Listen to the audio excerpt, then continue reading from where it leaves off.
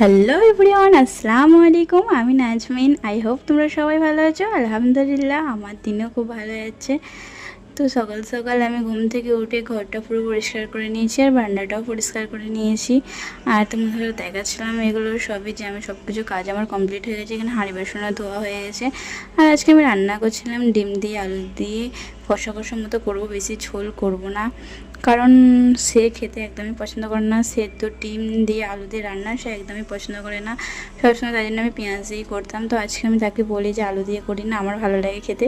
তো সে বললো ঠিক আছে বানাও, আমি খেয়ে দেখি কেমন লাগে। তার ভালো লাগে না, তার পছন্দ না।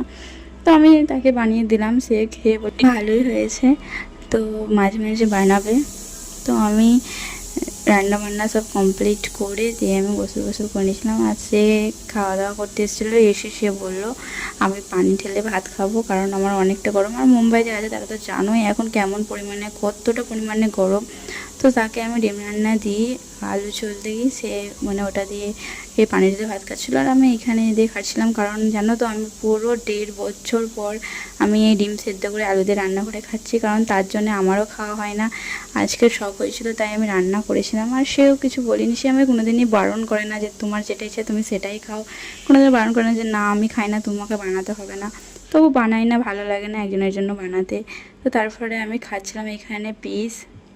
তো এই পিসটা জানো তো আমার আগে ভালো লাগতো না, যখন প্রথম প্রথম খেতাম। তো এখন আমার খুব ভালো লাগে খেতে। তারপরে একটু জাম মাখা খেয়েছিলাম আমরা দুজন মিলে, মতলব আমি আর আমার বাজুয়ালি, আমার বান্ধবী আর কি। তো তারপরে ওটা খেয়েও আমাদের হয়নি। তারপরে আমরা আমের আচার নিয়ে বসে পড়ি আমের আচার খাওয়ার জন্য।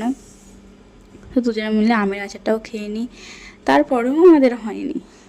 তারপরে সে ম্যাগি বানিয়েছিল ও, তো আমাকে ম্যাগিও দিয়ে গিয়েছিলো।